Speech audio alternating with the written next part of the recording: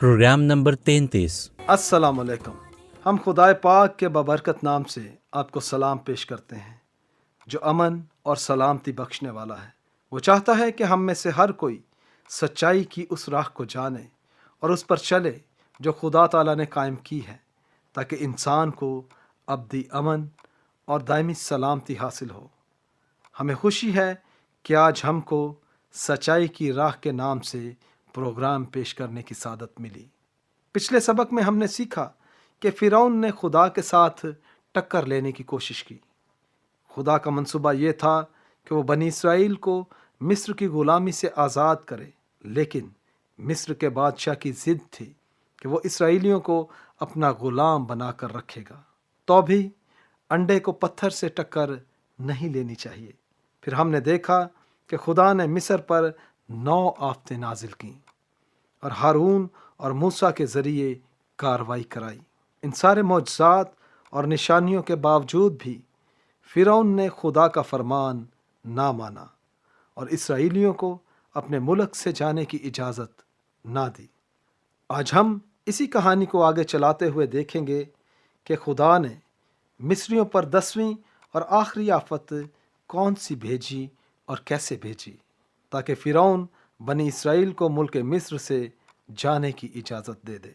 पिछले सबक में हमने देखा था कि 9वीं आफत के बाद फ़िरौन तैश में आकर मूसा और हारून से कहने लगा कि मेरी नज़रों से दूर हो जाओ, और अगर तुम फिर मेरे सामने आए तो सर तन से जुदा कर दूंगा। हम खरूज की किताब के 11वें बाब में देखेंगे कि खुदा ने मूसा की ज़ुबानी फ़िरौन को क्या जवाब दिया। कलाम खुदा फरमाता है, और मूसा ने कहा, खुदावंद यूँ फरमाता है कि मैं आधी रात को निकल कर मिस्र के बीच में जाऊँगा, और मुल्क मिस्र के सब पहलोठे, फ़िरौन जो तख्त पर बैठा है उसके पहलोठे से लेकर वो लौंडी जो चक्की पीसती है उसके पहलोठे तक, और सब चौपायों के पहलोठे मर जाएंगे। और सारे मुल्क मिस्र में ऐसा बड़ा मातम होगा जैसा ना कभी पहले हुआ और ना फिर कभी होगा। लेकिन इसराइलियों में से किसी पर, हा इंसान है हा हैवान, एक कुत्ता भी नहीं भौंकेगा, ताकि तुम जान लो कि खुदावंद मिस्रियों और इसराइलियों में कैसा फ़र्क करता है। और तेरे ये सब नौकर मेरे पास आकर मेरे आगे सरनगू होंगे और कहेंगे कि तू भी निकल और तेरे सब पैरों भी निकले, इसके बाद मैं निकल जाऊंगा। ये कहकर वो बड़े तैश में फ़िरौन के पास से निकल कर चला गया।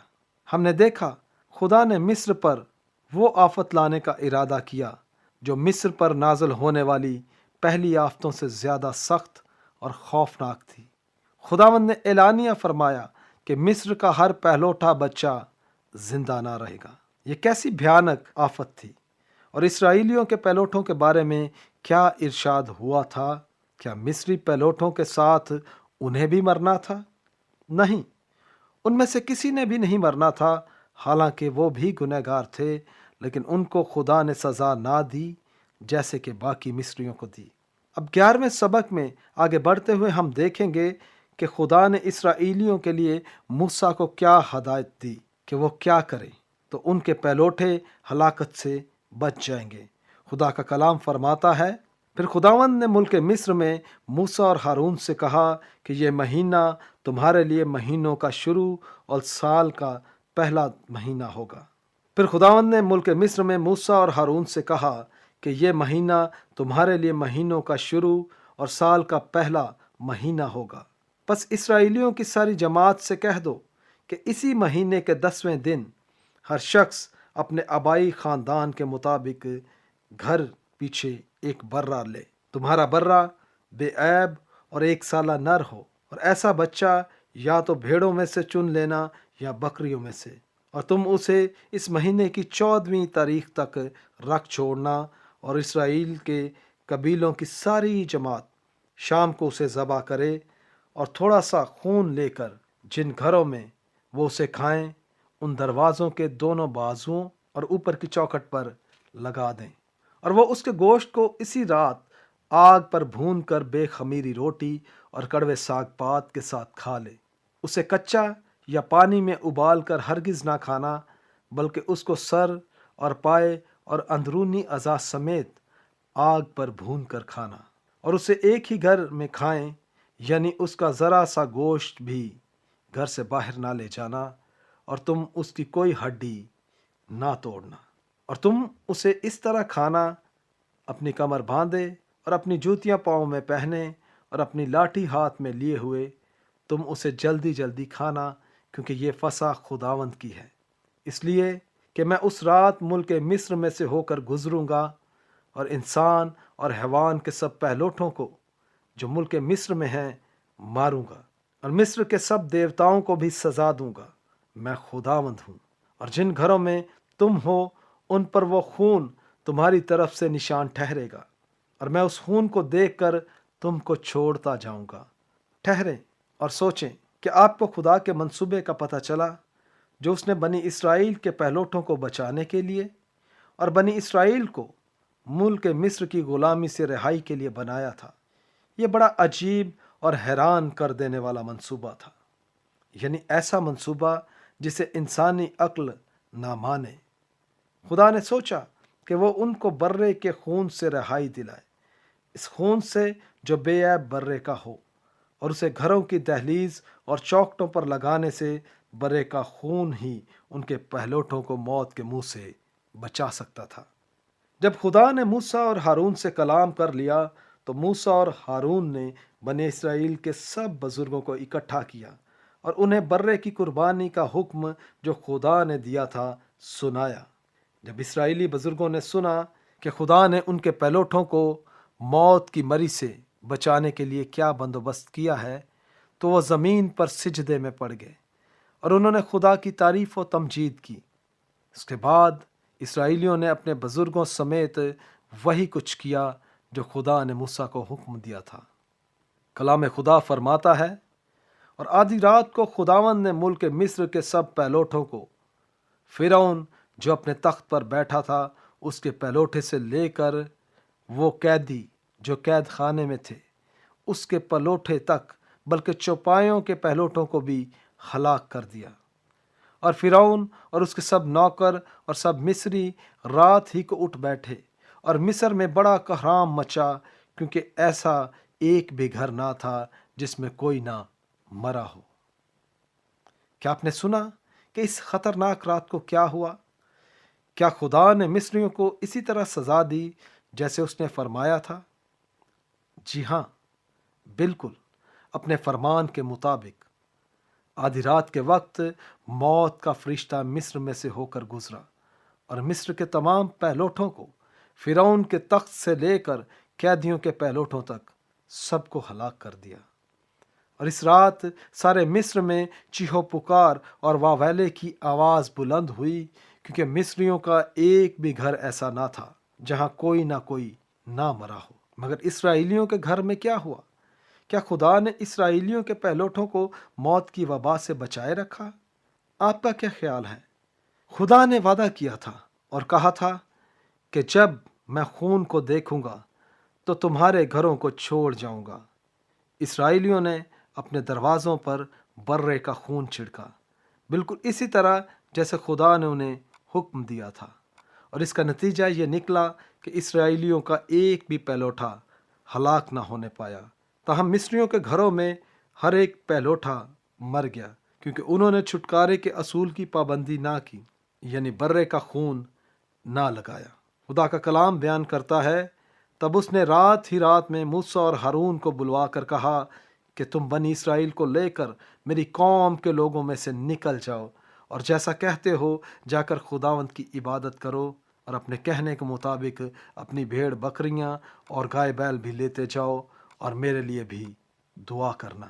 اور مصری ان لوگوں سے بجد ہونے لگے تاکہ ان کو ملک مصر سے جلد چلتا کریں، کیونکہ وہ سمجھے کہ ہم سب مر جائیں گے۔ آخر فرعون کے پاس کوئی اور پسند نہ رہی سوائے اس کے کہ وہ اسرائیلیوں کو جو کچھ وہ کہتے تھے دے اور مصر سے جانے دے۔ ہم نے پہلے دیکھا تھا کہ فرعون نے موسیٰ سے کہا تھا کہ خداوند کون ہے، میں اس کی بات کو مان کر بنی اسرائیل کو کیوں جانے دوں؟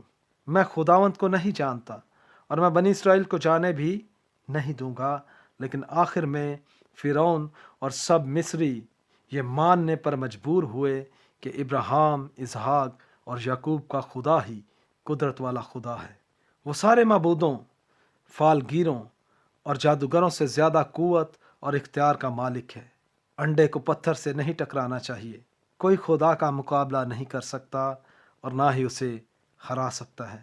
جب رات ہوئی تو اسرائیلیوں نے مصر سے نکلنے کی تیاری مکمل کر لی اور بہت سا مال و دولت جو مصریوں نے انہیں دیا تھا لے کر چل پڑے۔ خدا کا کلام بیان کرتا ہے، اور بنی اسرائیل نے موسیٰ کے کہنے کے موافق یہ بھی کیا کہ مصریوں سے سونے چاندی کے زیور اور کپڑے مانگ لیے، اور خداوند نے ان لوگوں کو مصریوں کی نگاہ میں ایسی عزت بخشی کہ جو کچھ انہوں نے مانگا انہوں نے دیا۔ سو انہوں نے مصریوں کو لوٹ لیا، اور بنی اسرائیل کو مصر میں بود و باش کرتے ہوئے 430 برس ہوئے تھے۔ یہ سب کچھ اس لیے ہوا تاکہ خدا نے جو وعدہ کئی سال پہلے حضرت ابراہیم سے کیا تھا وہ پورا ہو، کہ یقین جان کہ تیری نسل کے لوگ ایسے ملک میں جو ان کا نہیں پردیسی ہوں گے، اور وہاں کے لوگوں کی غلامی کریں گے، اور وہ 400 برس تک ان کو دکھ دیں گے۔ لیکن میں اس قوم کی عدالت کروں گا جس کی وہ غلامی کریں گے، اور بعد میں وہ بڑی دولت لے کر وہاں سے نکل آئیں گے۔ آج ہم نے جو کہانی سنی وہ فسح کے نام سے جانی جاتی ہے، اور یہ اس کھلے اور لمبے چوڑے سمندر کی مانند ہے جس میں قیمتی خزانے چھپے ہوئے ہوں۔ ہم فسح کے بارے میں بہت کچھ کہہ سکتے ہیں، لیکن ہمارے پاس اتنا زیادہ وقت نہیں کہ ہم اس میں پائی جانے والی ساری حقیقتوں پر بحث کر سکیں۔ تو بھی اس میں ایک اہم ترین حقیقت موجود ہے جو ہمارے ذہن میں رہنی چاہیے۔ یہ حقیقت وہ وعدہ ہے جو خدا نے اسرائیلیوں سے کیا کہ اس خون کو دیکھ کر تم کو چھوڑتا جاؤں گا۔ اسرائیلیوں کے پہلوٹے مصریوں کے پہلوٹوں کے ساتھ ہلاک کیوں نہ ہوئے؟ کیونکہ خدا نے اسرائیلیوں کے لیے نجات کی راہ نکال دی تھی جو کہ برے کا خون تھا۔ خدا نے فرمایا کہ جس گھر کی چوکھٹ پر خون چھڑکا ہوگا وہ گھر اس ہلاکت سے بچا رہے گا، لیکن جس گھر کے دروازے پر خون نہ لگایا گیا اس کے پہلوٹے ضرور مریں گے۔ اگر کوئی اسرائیلی پہلوٹا اپنے باپ سے سوال کرے کہ ابا جان ہمارا بے گناہ برہ کیوں قربان ہوا، تو باپ بیٹے کو یوں جواب دے، میرے بیٹے تجھے پتہ ہے کہ خدا نے اس علاقے کے ہر پہلوٹے کو یہی سزا دی ہے، کیونکہ اپنی خطاؤں کے سبب ہم سب خدا کی سزا کے حقدار ہیں۔ تو ابھی خدا نے ہم پر اپنی رحمت کی ہے اور حکم دیا ہے کہ اگر ہم بے عیب برہ قربان کر کے اس کا خون اپنے دروازوں پر چھڑک دیں تو ہمارے گھر سے کوئی پہلوٹا نہیں مرے گا۔ گناہ کی مزدوری موت ہے، اس لیے برہ ضرور قربان کیا جائے۔ خدا پاک ہے اور وہ ہماری خطاؤں کو دیکھ نہیں سکتا۔ یہ برہ تمہارا عوضی ہوگا، تیرے بدلے میں یہ برہ قربان ہوگا، جیسے ہمارے باپ ابراہیم نے اپنے بیٹے کے بدلے میں مینڈھا قربان کیا تھا۔ خدا پاک ہے اور وہ گناہ کی وجہ سے درگزر نہیں کرتا۔ ہمارے لیے اس کا حکم اٹل ہے۔ اگر وہ ہمارے گھر کی چوکھٹ پر لگا ہوا خون دیکھے گا تو ہمیں چھوڑ دے گا۔ عزیز دوستو، ہمیں جو بات یاد رکھنی چاہیے وہ یہ ہے کہ خدا کے سامنے حضرت آدم کی ساری اولاد مصری پہلوٹوں اور اسرائیلی پہلوٹوں کی مانند ہے۔ خدا کا قانون گناہ کی وجہ سے ہم میں سے ہر کسی کو موت کی سزا کے لائق ٹھہراتا ہے اور ہمیں خدا کی سچی عدالت میں لاتا ہے۔ اور خدا کا کلام اس لیے یوں فرماتا ہے کیونکہ کچھ فرق نہیں، اس لیے کہ سب نے گناہ کیا اور خدا کے جلال سے محروم ہیں۔ گناہ کی سزا ابدی ہلاکت کی سزا ہے۔ وہ خداوند کے چہرے اور اس کی قدرت کے جلال سے دور ہو کر ابدی ہلاکت کی سزا پائیں گے۔ تو پھر ہم کیا کریں کہ ہلاک نہ ہوں؟ پھر خدا گناہ گاروں کو ابدی ہلاکت سے یعنی گناہ کی سزا سے کیسے بچائے گا تاکہ اس کی عدالت پر طرفداری کا دھبا نہ آئے؟ آج ہم اس بات کو زیادہ لمبا نہیں کریں گے، لیکن ہمیں جو بات معلوم ہونی چاہیے وہ یہ ہے کہ اسرائیلیوں نے موت کی آفت سے بچنے کے لیے جتنے برے قربان کیے وہ سب اس نجات دہندے کا نشان ہیں جس نے آ کر تمام بنی آدم کے گناہوں کا کفارہ دینا تھا اور اپنا خون بہانا تھا۔ اس نجات دہندے سے متعلق خدا کا کلام یوں بیان کرتا ہے، اس لیے کہ مسیح نے بھی یعنی راست باز نے ناراستوں کے گناہوں کے باعث ایک بار دکھ اٹھایا تاکہ ہم کو خدا کے پاس پہنچائے۔ یہ اس برے کی مثال تھا جو فسح کے دن خدا کے حضور قربان ہوا۔ چنانچہ جس برے کا خون اسرائیلیوں نے اپنے دروازوں پر چھڑکا تاکہ ان کے پہلوٹے ہلاک نہ ہوں، وہ خون نجات دہندے کے اس خون کا عکس تھا جو اس نے صلیب پر بہایا تاکہ جو کوئی اس پر ایمان لائے وہ اسے خدا کی ابدی ہلاکت کی سزا سے بچائے۔ تو آپ کا کیا خیال ہے؟ کیا آپ کو معلوم ہے کہ نجات دہندے کے خون کی بابت خدا کا پیغمبر کلام پاک میں کیا کہتا ہے؟ نجات دہندے نے اپنا خون اس لیے بہایا تھا کہ خدا تمہارے گناہوں کو معاف کر دے اور اس کی سچی عدالت پر بھی حرف نہ آئے۔ کیا آپ جانتے ہیں کہ اس خون کے بارے میں خدا کے کلام میں کیا مرقوم ہے کہ اس خون میں دوزخ کی ابدی سزا سے رہائی دلانے کی قوت ہے، اور اس سے آپ کو گارنٹی مل جاتی ہے کہ آپ خدا کی حضوری میں ابد تک رہیں گے۔ کیا عدالت کے روز آپ خدا کی خطرناک عدالت سے بچ پائیں گے، یا پھر مصریوں کی طرح یہ ہلاکت کی سزا آپ پر بھی آئے گی؟ دوستو، وقت ختم ہوا چاہتا ہے۔ پروگرام سننے پر آپ کا شکریہ۔ خدا نے چاہا تو اگلے پروگرام میں ہم اسرائیلیوں کی کہانی آگے بڑھائیں گے اور دیکھیں گے کہ خدا تعالیٰ نے اسرائیلیوں کو سمندر کے درمیان سے گزار کر دوسری طرف پہنچنے کے لیے کون سا راستہ کھولا اور کیسے کھولا۔ خدا آپ کو برکت دے، اور خدا نے اسرائیلیوں کو اپنے کلام کے ذریعے جو سکھایا وہ آپ کے دل و دماغ میں بھی بیٹھ جائے کہ میں اس خون کو دیکھ کر تم کو چھوڑتا جاؤں گا۔